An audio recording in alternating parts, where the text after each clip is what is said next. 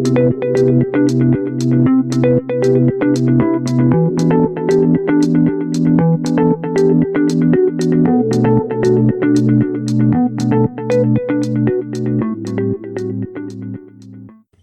are listening to This Week in Palestine, Truth and Justice Radio, WZBC, Boston College. Today is Sunday, May 24th, 2026.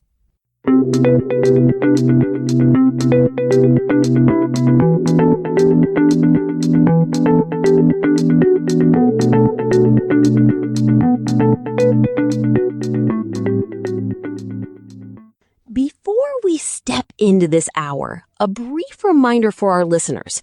The reflections you hear today belong solely to our hosts and guests.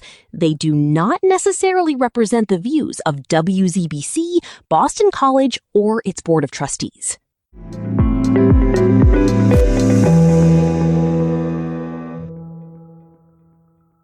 This Week in Palestine is a place where truth does not whisper. It does not soften itself for the powerful. Here, truth arrives with its full weight. Urgency is a pulse, and clarity is a responsibility. While our focus remains on Palestine, the West Bank, and Gaza, we also bring you global stories that shape Palestinian life in ways often unseen but deeply felt. Wherever you are, driving through the night, lifting your first cup of coffee, or listening at home, thank you for being here. I'm your host and narrator, Arlene Russell. On this program, we do not smooth the edges of reality or rewrite the story for comfort. This is a space where truth is unfiltered, where resistance is lived, and where solidarity is carried forward. The voices rising from occupied land are steady and unbroken, standing beside movements everywhere that demand dignity and justice. This hour is more than a broadcast. It is a lifeline, a thread stretching from Palestine to the world, binding devastation to determination, grief to a future still worth reaching for. Even in the darkest moments, the ember of defiance remains. Each week, we bring reporting that cuts through distortion, analysis that refuses disguise, and reflections that center Palestinian life in all its depth and humanity. We speak with intention because the stakes are too high for anything less. This Week in Palestine is not a refuge for polite avoidance. It is testimony, urgency, and solidarity without hesitation. The struggle for liberation is shared, it is global, and it is sacred.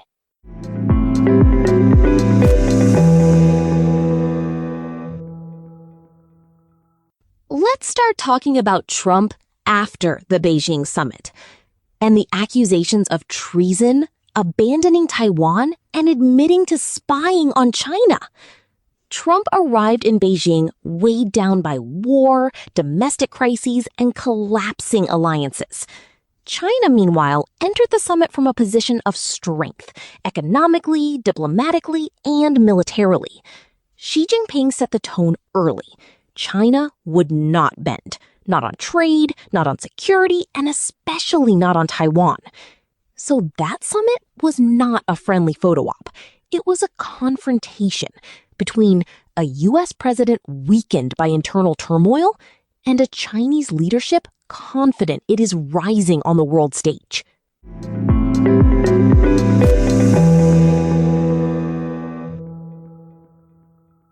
But what happened after the summit? Trump faced a political firestorm at home.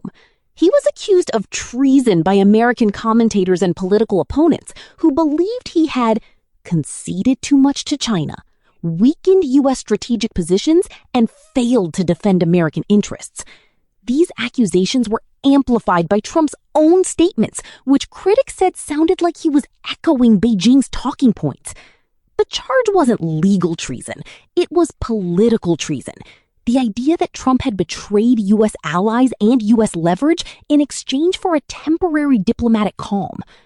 One of the most explosive claims is that Trump appeared to back away from America's traditional support for Taiwan. Here are several signals to prove my point. Trump avoided strong statements defending Taiwan. He publicly emphasized respecting China's territorial integrity. Chinese media celebrated the summit as a diplomatic victory. So, you see, that was a quiet concession, a softening of the U.S. stance that Taiwan has relied on for decades. Taiwan felt exposed, isolated, and sidelined. One of the most dramatic moments is that Trump admitted to spying on China. This came during a heated exchange where Trump, trying to defend his China policy, blurted out comments that were interpreted as acknowledging U.S. intelligence operations targeting Beijing. This is nothing but a diplomatic blunder, a national security embarrassment, and a gift to China's propaganda machine.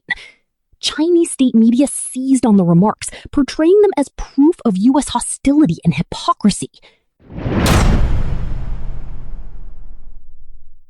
Here is what the world sees. China walked away from the summit stronger.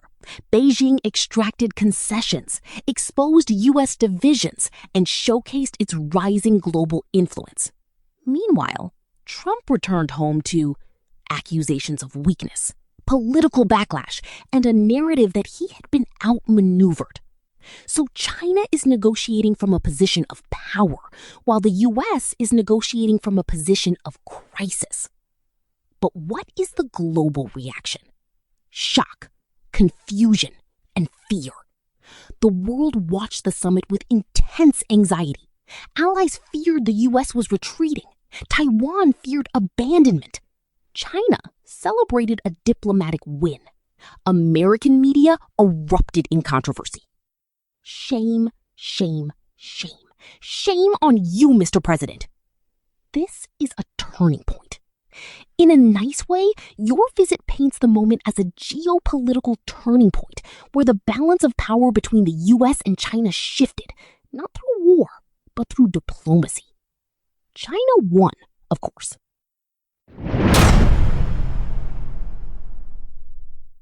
So the world on edge. And this might sound like a warning. The Beijing summit was not the end of a crisis. It was the beginning of a new one.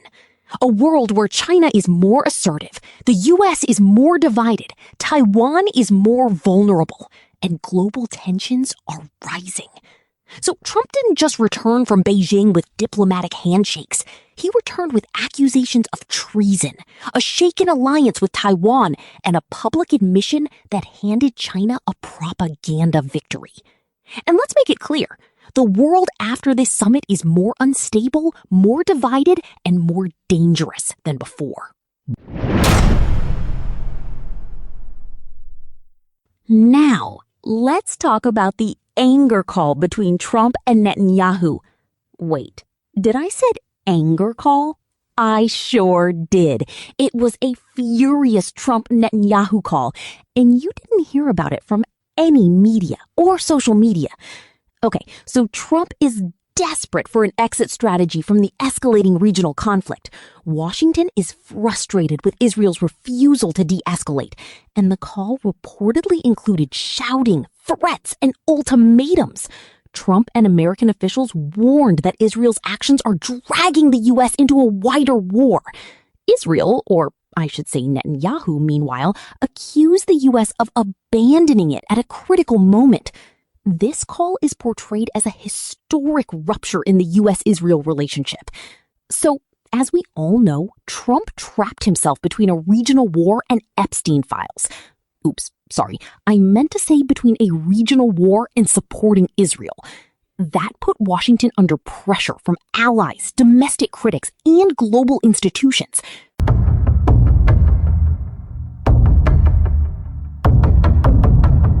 Today, we look at a moment the world will remember.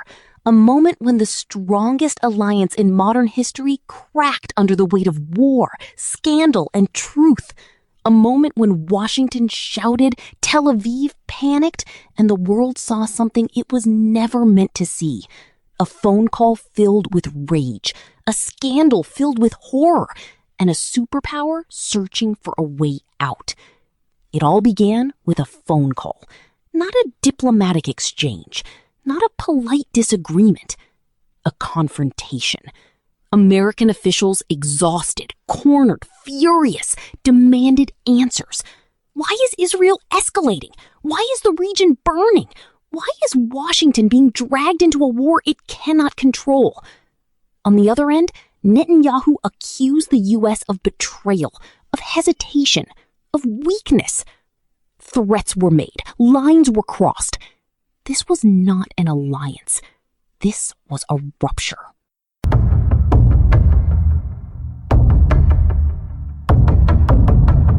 The truth is that the United States is tired of endless wars, tired of regional fires, tired of carrying the political cost of Israel's decisions. Inside Washington, officials whisper the same sentence: we need an exit. But exits are hard when the door is locked from the outside, and Israel holds the key. The anger call was not about strategy. It was about survival, political and diplomatic. Netanyahu heard something in that call he had not heard in decades. American anger. Not disappointment, not concern, anger. For a state that built its security on unconditional American support, this was a nightmare.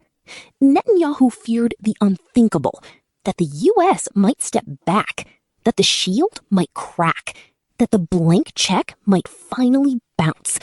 And then the scandal hit.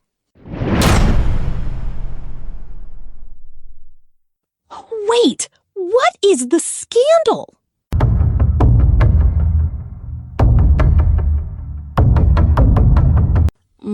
Yes. What is the scandal? Images appeared suddenly, grainy, dark, horrifying.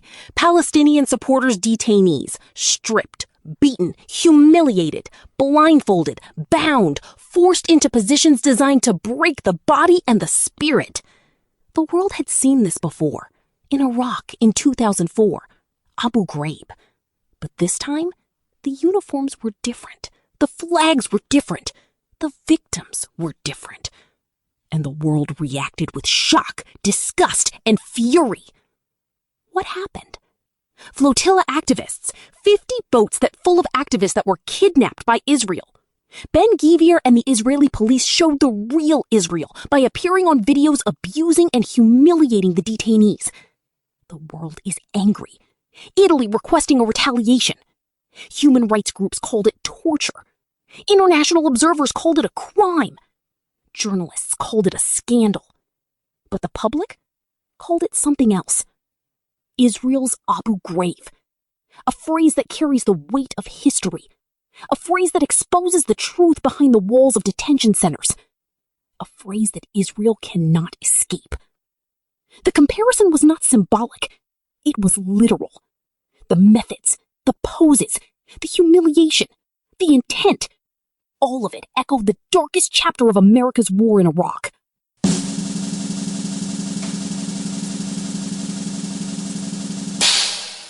Aha!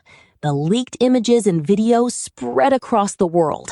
In Europe, protests erupted. In Latin America, governments demanded investigations. In Asia, commentators compared Israel's actions to colonial-era abuses. In the Arab world, the reaction was volcanic. The scandal shattered Israel's narrative. It exposed what Palestinians had been saying for decades. It forced the world to confront a truth it had ignored. And guess what? Washington felt the shockwave. For the United States, the scandal was a political disaster. How can Washington defend Israel while the world sees torture? How can American officials justify support when the images resemble their own past crimes? How can the U.S. claim moral leadership while backing a state accused of Abu Ghraib-style abuses? Inside the White House, panic grew. The anger call was no longer about strategy. It was about damage control. America needed distance. America needed deniability. America needed an exit. Then came the leaks. Documents, transcripts, internal memos. They revealed U.S. frustration with Israel's military decisions, fears of a regional war, warnings ignored by Israeli officials, intelligence disagreements, political pressure from allies, and a growing belief that Israel is acting recklessly. The leaks painted a picture of an alliance in crisis, one where trust has eroded and patience has evaporated. Now, if we look to the other side of the map, at the Middle East, across the Middle East, the scandal changed everything. Arab governments condemned Israel, except UAE, of course. Resistance groups used the images as proof of systemic abuse. International courts received new complaints. Diplomatic pressure intensified. The scandal became a symbol, not just of Israeli actions, but of Western hypocrisy. And the U.S. knew it.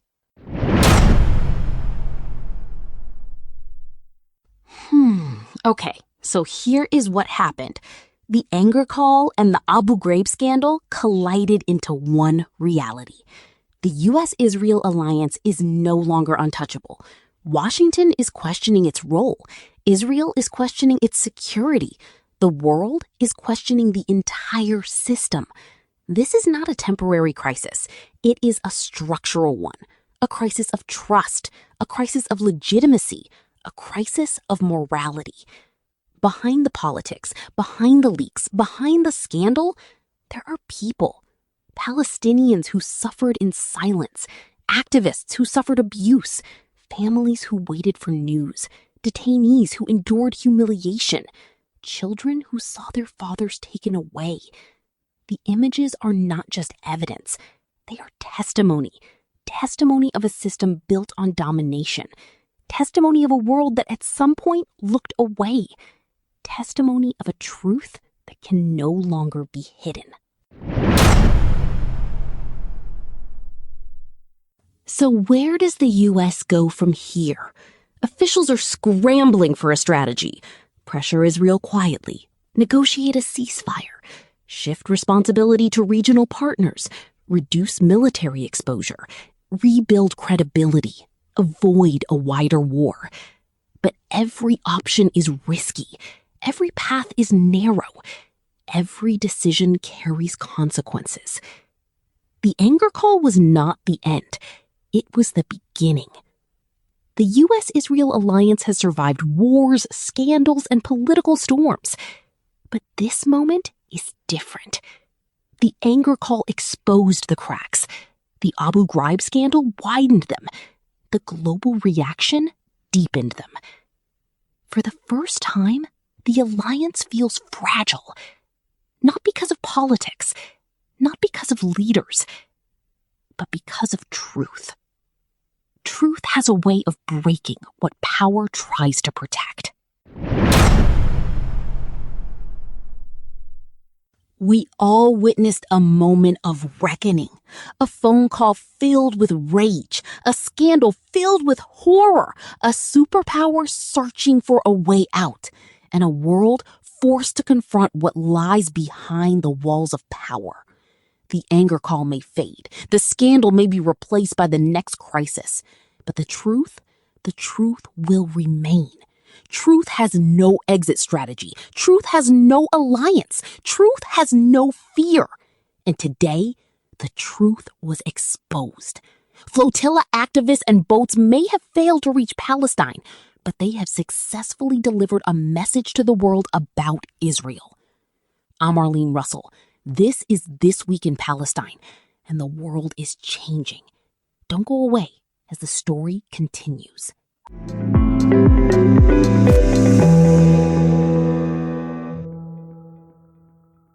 Now, we can't continue today's episode without confronting what happened in San Diego, the attack on the mosque that shook an entire community. A mother whose son survived that shooting says the rise of MAGA politics has supercharged the very hatred that nearly killed him. She describes a country where violent rhetoric is no longer fringe. It's mainstream, amplified, and emboldened. Her warning is stark. Political language has consequences, and families like hers live with those consequences every single day.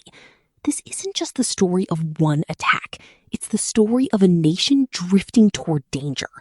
And now we turn to Mahdi's interview on Zateo with the mother herself.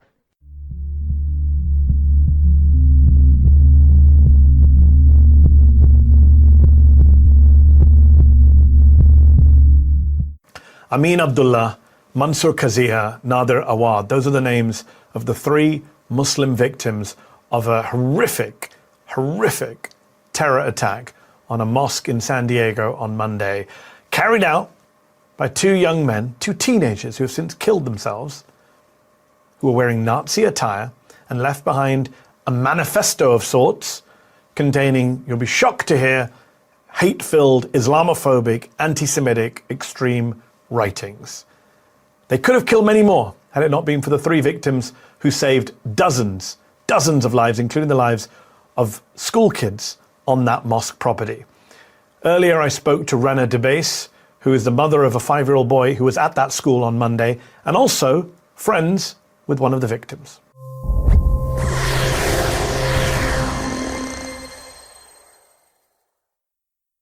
Rana Debase, thank you for joining me on Mehdi Unfiltered. So sorry that we're speaking under these circumstances and that you and your family and your community have had to go through so much trauma this week, and the murders at your Islamic center and near the school. Your 5-year-old son was at the school that was next to the mosque. Just talk us through what your reaction was when you heard. How did you hear that there would be this shooting or attack at the school, at the mosque? Yeah, thank you for having me, Mehdi. It was just an ordinary Monday. I had just gotten home from taking my 2-year-old daughter out. I had gotten her inside. I was actually talking to my dad about something, and I could hear a lot of police sirens. We live right next to a highway, so I knew something serious was happening. You obviously just don't think it's related to you. And then I hear my husband rush through the door, rush upstairs and tell me, "Did you hear? Did you hear?" And I said, no, what are you talking about? And he's like, "There's a shooter at Hadi. Hadi's my son, his school." And in that moment, I can't even describe to you the feeling of anguish, of despair, of just sheer fear. My stomach was in my legs. I couldn't feel, I was shaking uncontrollably. I was screaming. All I could muster out was, we have to go. And I physically couldn't lift myself up. In that moment, obviously my mind went to the worst possible scenario. From what I remember, I was asking my husband, "Where did you hear this? Where did you hear this?" And he said, I saw police heading to that area as I was driving home, and I went on the police radar and I heard there's a shooting at the intersection of exactly where the mosque is, multiple victims, and yes, and that's when the group chats, the school group chats started firing off, and it was obviously at that point confirmed there was a shooter. We grabbed my 2-year-old, we got in the car, and we just drove to the school immediately. I honestly couldn't even tell you what I was thinking in that moment. I was just praying to God and shaking uncontrollably. And there were 140 kids at the school. Thank God all of them survived this horrific attack. Your 5-year-old son, you said Hadi was one of them. What was the reaction when you got there? The kids were safe? They'd already been reached safety? They'd already escaped? Yeah, so luckily when we heard about the shooting, we're in a group chat with the teachers, the pre-K teachers. My son's in pre-K. And they were able to notify us pretty much almost a few minutes after we heard the shooting started, that the kids were okay, they were safe. But obviously, it was an active situation. So we didn't know if they were going to continue to be safe where they were. When we got to the school, all streets were blocked off. There were hundreds and hundreds of police cars, helicopters. So we were just waiting, and hoping we would get more information. We were getting multiple phone calls from family, from our friends who have, parents and relatives at the school asking us if we knew anything. So we were just waiting. Eventually, I honestly lost track of time, but maybe 30 minutes later, we were notified that the kids were safe. They had been relocated to a nearby church, and there was a reunification point.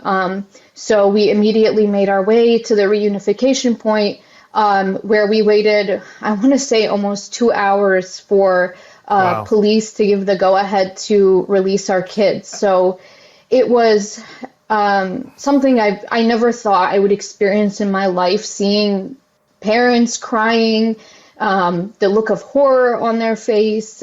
We were all just in a state of shock and devastation. And did your son know what was going on? Did the kids realize what happened that day? They were at this Bright Horizon Academy, which I believe is not Yes. affiliated with the mosque, but is right next to it. Did Right. they understand the danger they had been in? The police say that these two shooters at one point were within 15 feet of the kids, I read.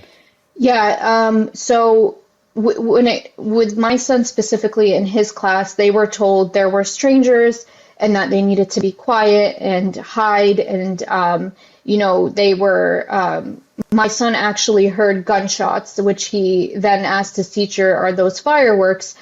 So he heard commotion. He understands now that there was someone who came and hurt people at the mosque and at the school. And that's about the extent he knows. I think other students, unfortunately, from what I've heard from other parents, had a different experience. Obviously, they were much closer to the commotion. They actually, when they were leaving the classrooms they were sheltering in, they actually saw things, unspeakable things. So, I think the students are traumatized, to say the least. I think with my son specifically, he is a little too young to fully understand the extent of it. But yeah, there is he does understand. Thankfully, none of these kids were harmed. But of course, Thankfully, three people were killed by the two Yes. shooters before they killed themselves. Yes. Security guard Amin Abdullah and Mansour Yes. Kazia, who was 51, and Nadir Awad was 57, Mansour Kazia was 78, and Amin Abdullah was 51. I'm told that you and your husband were close to one of the victims, Mansour Kazia. Yeah. So Brother Mansour, and I know him as Abu Al-Izz, and that's how the community knows him. He has been part of my life for almost 10 years. I got married to my husband almost 10 years ago, and he was like a second father to my husband. His family is extremely near and dear to our hearts. We actually were spending time with his son this past weekend. So we're all very close, and he attended my engagement 10 years ago at my family home in Arizona. He was at my wedding. I would see him every Eid, and he had the brightest smile, and he was truly a gem. He was truly the sweetest man. I didn't know him as long as my husband, but he had that way about him of making you feel like so loved, and really the community as a whole. And my son has special memories of him going into his store at the mosque and him giving snacks. And I think all parents and community members share that experience and that memory of him. It's very sad. I'm so sorry for your loss. Thank you. I read somewhere in one of the news reports that the police have said that the security guard Amin Abdullah obviously directly saved lives. And engaged in a firefight with the two shooters that allowed time for people to escape. But even the other two victims here on the case, Mansour Kazia, who you mentioned, and Nadir Awad, they also saved lives indirectly by distracting the shooters. Exactly. They're really, like, in every sense of the word, heroes. They bought everyone enough time so that our kids could shelter in their classrooms and lock the doors. I mean, when you hear the details of everything, you fully understand that everything was a matter of minutes. Everything was, there at the time it was supposed to be to protect these children. Brother Nadir and Brother Mansour did their best to distract the shooters so that, our kids had enough time and our teachers had enough time to shelter. And Brother Amin risked his life to notify the teachers that there was an active shooter. And, I've never in my life felt like I had like a hero. And I truly believe these men died in the most honorable way and are truly, truly the definition of heroes. I mean, they kept your son alive. Yeah. And that is something that I don't think you can really quantify that. Yeah. It's been a horrific week, and I hate to ask you this question. You are a Muslim American. Your Yes. husband is a Muslim American. I believe he was born and raised in San Diego, where this took place. How safe did you feel as Muslims before Monday? How safe do you feel since Monday? I haven't personally felt safe for a long time. I grew up in post 9/11 America. I was young at the time, but it wasn't really until I started wearing the hijab and obviously I'm visibly Muslim that I really felt like there was a constant target on my back. And but it really amplified after Trump and the whole MAGA movement gained a lot of traction in this country. I felt for a long time that it hasn't been safe for people like us. The political atmosphere is extremely violent now. It's supercharged, and I just feel like, I've always felt anxious. Even living in California, I previously lived in Arizona.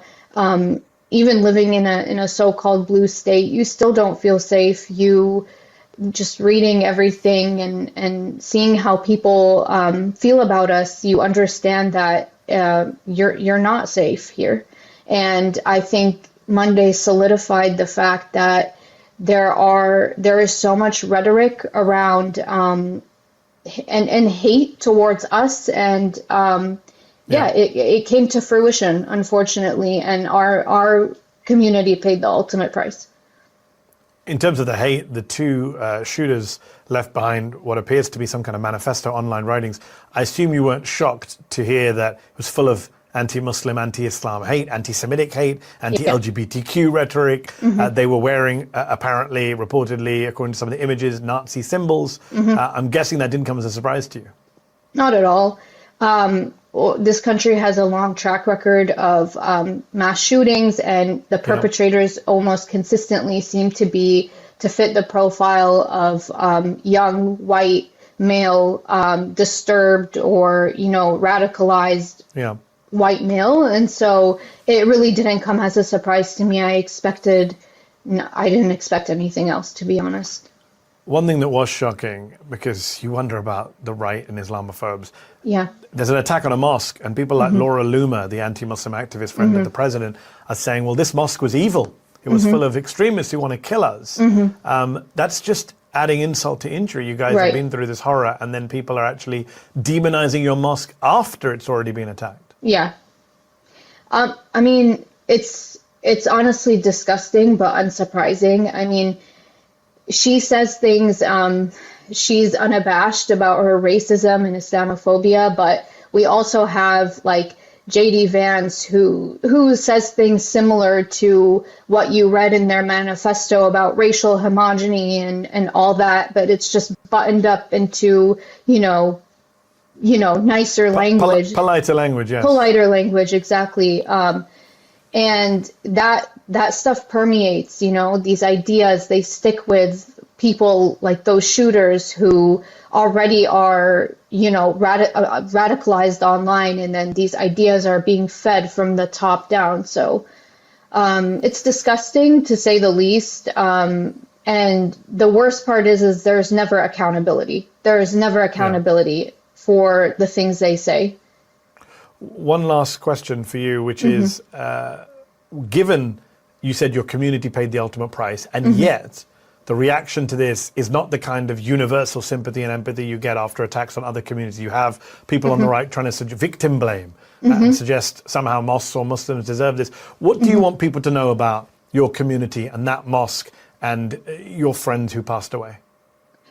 I want them to know that these are some of the best people you'll meet in your life. These are people like Brother Mansour, who worked in the cafeteria for years and years, feeding the the people attending the mosque, making them meals to break their fast on. He worked with love, and he served this community. Brother Amin, who I'll always remember for his smile and walking past the school when I was dropping off my son, and him saying, "Assalamu alaikum, sister, how are you?" Their kindness, I want them to know that these people were so brave and so kind, and in a world that does nothing to protect our children, these people did everything they could to protect us, and in the end, they saved so many lives. And these are the people that we had the pleasure of knowing, and these are the people that are in our community, true pillars of the community. Well said.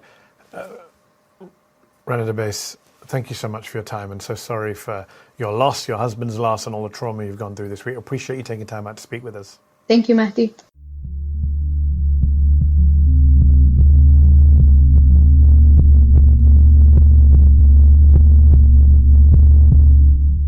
Now, in continuing from the previous video we just heard, we move to the next clip brought to us by U.S. Democratic Socialists titled "Laura Loomer Melts Down After Zoran Humiliates MAGA." If I want to talk about hate, extremism, or the toxic fusion of politics and dehumanization, I can say one name: Laura Loomer. This is someone who hides behind cameras and microphones while spreading rhetoric that tears communities apart. And I keep asking myself again and again, how is she allowed to say the things she says? Because imagine for one moment if a Christian or a Muslim publicly called for expelling or harming all Jews in this country. Imagine the outrage. Imagine the consequences. Imagine the headlines. Yet when Laura Loomer uses that same language toward Muslims, immigrants, or Palestinians, she's rewarded with platforms, interviews, and political allies, including members of Congress from Florida like Randy Fine, who echoes her talking points.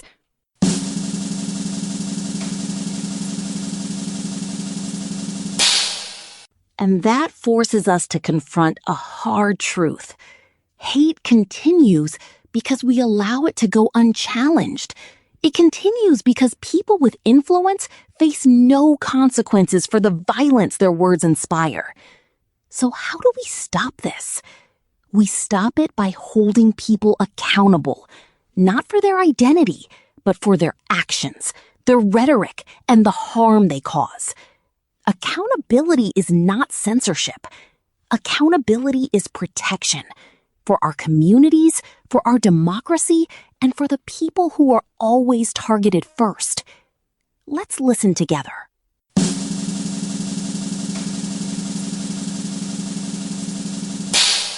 Laura Loomer has lost her mind, which is easy to do since it's so tiny. But this time she's gone fully mask off with her disgusting response to yet another mass shooting. When Mayor Mamdani gave his condolences and assurances to the Muslims of New York City, Laura Loomer gave the kind of response only a horror villain could come up with. As details emerge about the teen shooters, one thing is immediately clear: that this was an act of hatred and Islamophobia. Something that MAGA sends daily towards Mamdani, as he once again proves that politicians can just do good things. We have a lot to dive into, y'all, so hit subscribe if you haven't already before I send Loomer to haunt your dreams. The rise of right-wing hatred and violence had taken a slight dip in Trump's first year, as all of the chuds were preoccupied with being MAGA. But now that Trump has proven to be yet another establishment hack, the far-right white supremacists are once again taking things back into their own hands. Mehdi Hassan calls out Laura Loomer for advocating for this shit. He says Loomer is justifying an attack on a mosque just when you thought she couldn't get any more evil or deranged. Here's the post from Laura Loomer. Don't fall for the hate crime hoax today. This mosque is evil and needs to be shut down by the feds, terrorists among us. Yeah, she's literally calling for the victims to be arrested. She responds, "No, Mehdi, nobody is justifying an attack. I'm simply pointing out that this mosque is tied to 9/11 before people like you, jihadi Muslims, gaslight everyone into thinking it's just an innocent mosque. You are supporting a mosque tied to 9/11 hijackers. I'm sure one of the hijackers also went to Starbucks once in his life. Is that a jihadi 9/11 fucking related business? I remember when you said you wanted to see more 9/11-like attacks in the form of American plane crashes. When did he say that? I don't know if Laura Loomer just can't read, but Mehdi did not say that he wants more 9/11 attacks here. He said make American planes crash again because that's what Trump is doing. Laura took things one step further after Zoran extended his condolences and made sure that the Muslims in New York City knew that they were in no danger. Laura wanted to make sure everyone knew that she does, in fact, mean those people harm. Zoran says, "I am horrified by the daily attack at the Islamic Center of San Diego, an apparent act of anti-Muslim violence. Islamophobia endangers Muslim communities across the country. We must confront it directly and stand together against the politics of fear and division. My thoughts are with the victims, their loved ones, and the entire community grieving this devastating attack. The NYPD is increasing deployments to mosques across the city out of an abundance of caution. There are currently no known threats to New York City houses of worship." Here comes creepy Loomer. "Islamophobia is a made-up word by Muslims to erode Western civilization."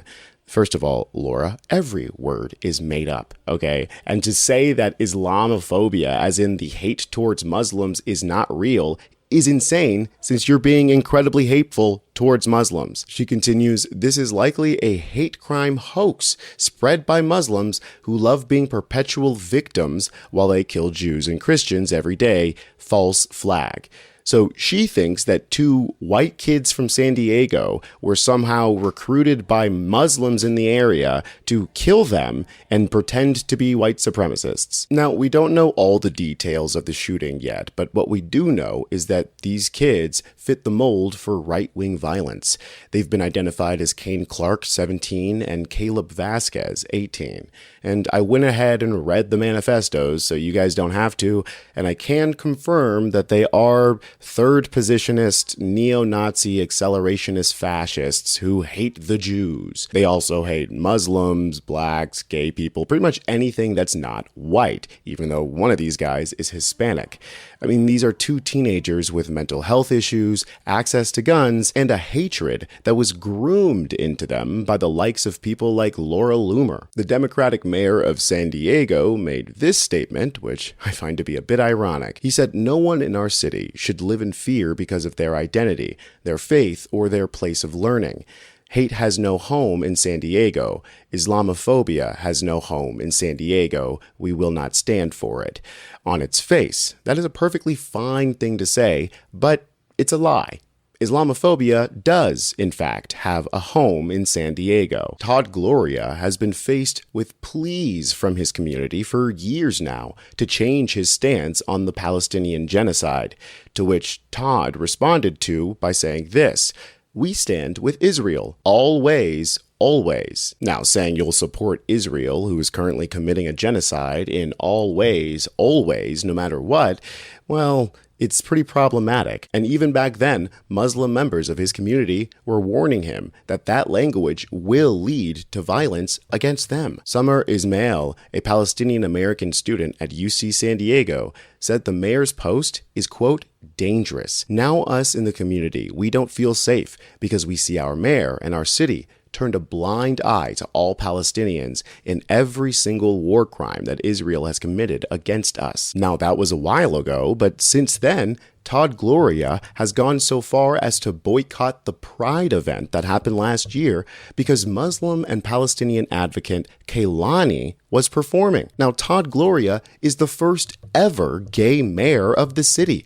His support for Israel extends further than his support for his own community, a community that is noticing his dangerous hypocrisy. Thank you. It's a fucking direct result of your leadership! Your leadership! Our Muslim brothers and sisters have been talking to you for how long? You have to fucking listen to them, Todd. Just like you did with ICE. You would fold in ICE, you would fold in Zionist propaganda, and you'll keep doing it as long as it lines your fucking pockets, won't it? Show something! Worse approval rating than a fascist dictator with shit in his hands.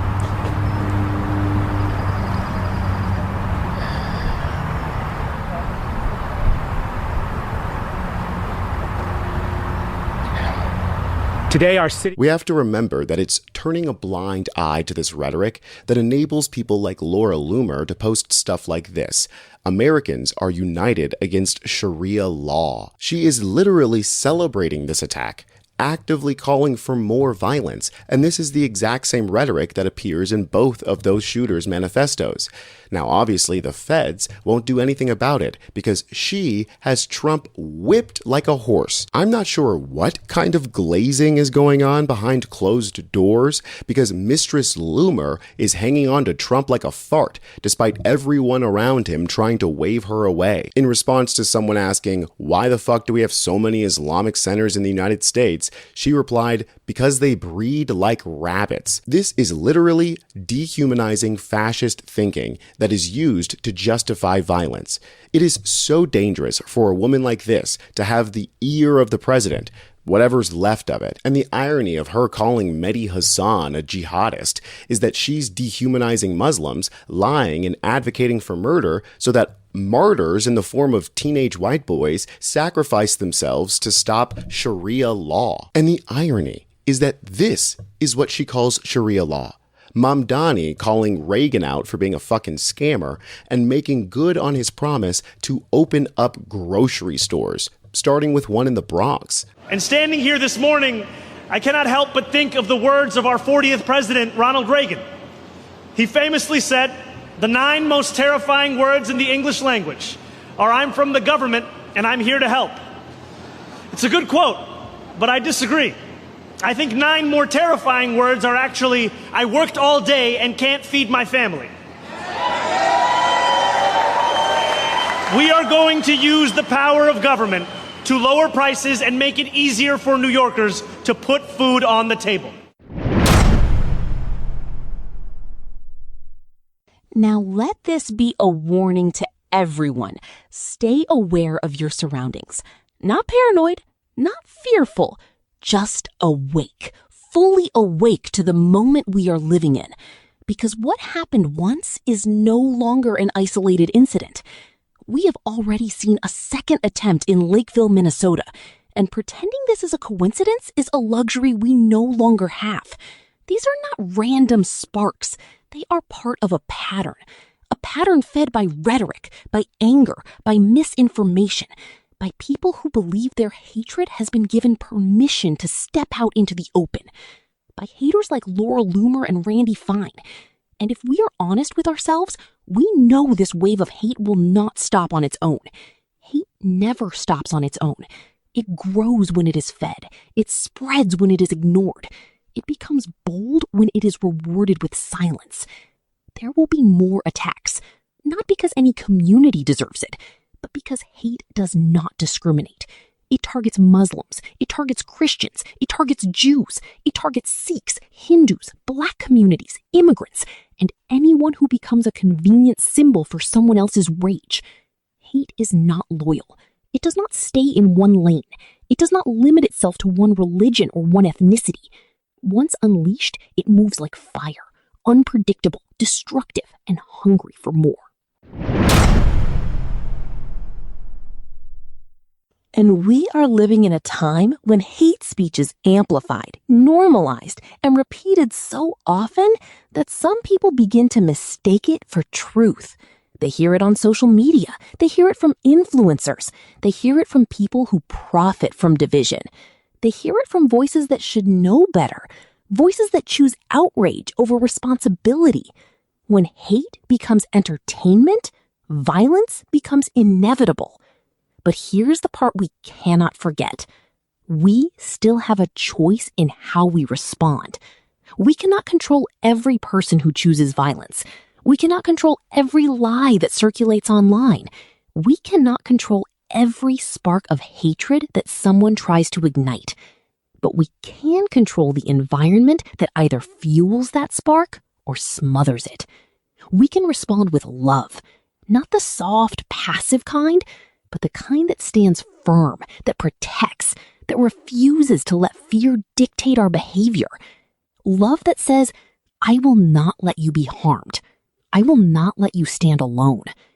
We can respond with courage, the courage to speak up when something feels wrong, the courage to intervene when someone is being targeted, the courage to report threats, the courage to check on our neighbors, the courage to say, not here, not in my community. We can respond by spreading awareness. Not rumors, not panic, but real awareness. Awareness that helps people recognize danger. Awareness that teaches people how to stay safe. Awareness that reminds us that vigilance is not fear. Vigilance is responsibility. We can respond by protecting one another. Not just the people who look like us, or pray like us, or speak like us, but everyone who shares the same streets, the same schools, the same grocery stores, the same public spaces. Because the truth is simple. If one community is unsafe, all communities are unsafe. If one group is targeted, every group becomes vulnerable. If hate is allowed to grow in one direction, it will eventually turn in every direction. This is why we must look out for our neighbors, not just the ones we know, but the ones we haven't met yet. The elderly man walking alone at night, the woman wearing a hijab at the bus stop, the Jewish family leaving their synagogue, the Christian family attending Sunday service, the immigrant worker heading home after a long shift, the teenager who looks nervous crossing the parking lot. Every one of them deserves safety. Every one of them deserves dignity. Every one of them deserves to live without fear. And looking out for each other does not require heroism. It requires presence. It requires attention. It requires the willingness to say, I see you. I care what happens to you. We can build that kind of community. A community where people refuse to let hate to grow unchecked, where people refuse to let fear divide them, where people refuse to let violence define their future. But it starts with awareness. It starts with compassion. It starts with the simple act of paying attention. Because the truth is, hate thrives in the shadows. Hate thrives when people look away. Hate thrives when people assume someone else will handle it. But love, real love, thrives in the light. It thrives when people show up. It thrives when people speak out. It thrives when people choose to protect one another, even when it is inconvenient, even when it is uncomfortable. So let this moment be a reminder. We cannot control the existence of hate, but we can control the strength of our response to it. We can choose to be the barrier that stops hate from spreading. We can choose to be the shield that protects the vulnerable. We can choose to be the voice that counters the lies. We can choose to be the hands that lift someone up instead of pushing them down. And if enough of us make that choice consistently, intentionally, courageously, then hate loses its power. It loses its audience. It loses its momentum. It loses its ability to define who we are. So stay aware, stay grounded, stay connected, stay human, and above all, stay committed to each other. Because that is how communities survive moments like this. That is how we push back against fear. That is how we make sure that hate does not get the final word. Not now, not ever.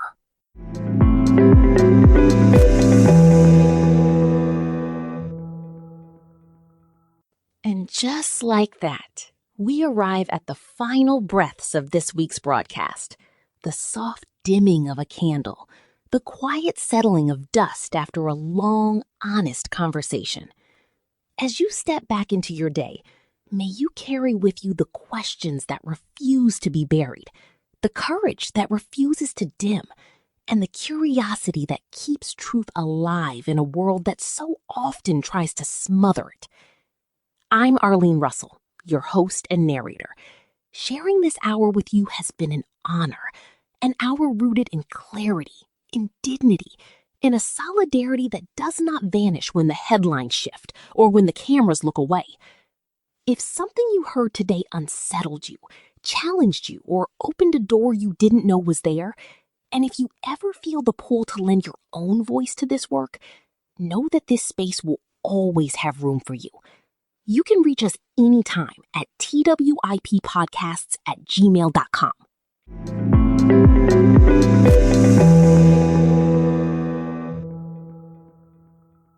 To you, our listeners, thank you. Thank you for your time, your trust, your willingness to walk this difficult path beside us. Your presence is the quiet proof that truth still matters, that memory still matters, that resistance still matters. If you missed any part of today's program, you can find us on every major platform: YouTube, Apple Podcasts, Spotify, Amazon Music, Podcast Index, iHeartRadio, Pocket Casts, Deezer, Overcast, Castro, Podchaser, Castbox, Player FM, Good Pods, and TrueFans. You can also explore our full archive on radioforall.net and archive.org. Just search This Week in Palestine, or TWIP, and look for the image of the little girl raising her hands in the victory sign. We're also featured on Million Podcasts, a platform uplifting Arab American creators and helping listeners discover new voices. Thank you for being here. Thank you for listening. We'll return next week. Until then, take care. Stay grounded. Stay steadfast. This is This Week in Palestine. This is occupied land. This is Palestine, and the call for freedom continues. Free Palestine from the river to the sea. Palestine Hurra.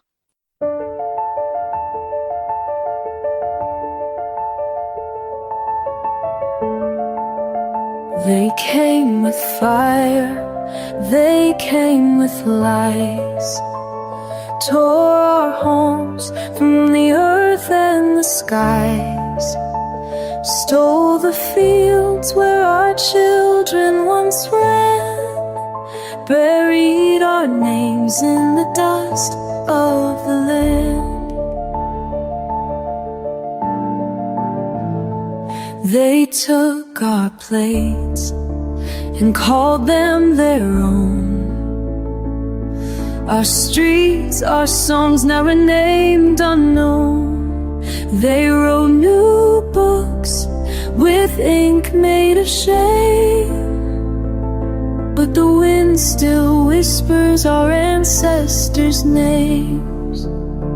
But the wind still whispers our ancestors' names. Oh, you can fake the past, you can hide the truth, but every stone remembers our youth. The sea still hums our lullabies. The olive trees won't forget our cries. The air still carries our stories untold. This land is ours, it won't be sold. It won't be sold.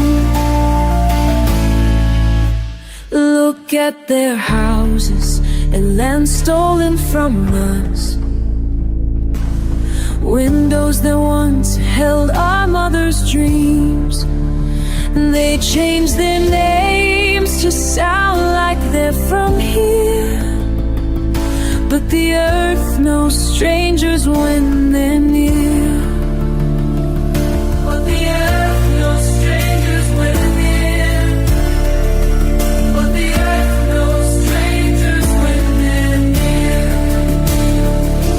But the earth knows strangers when they're near. Ask the birds who sung here for years. Ask the waves that have dried our tears. The rocks still bear our children's scars. The moon still knows whose land we are. Ask the birds who sung here for yours.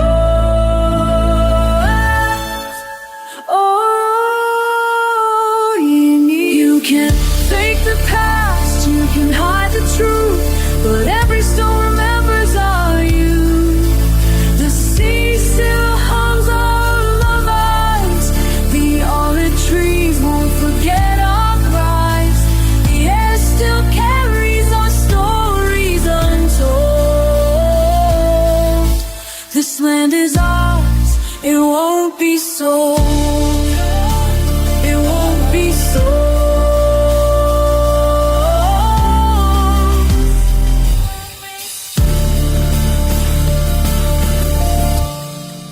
So dig up our roots, pave over our graves, build your walls, spread all your hate, but the land breathes us in.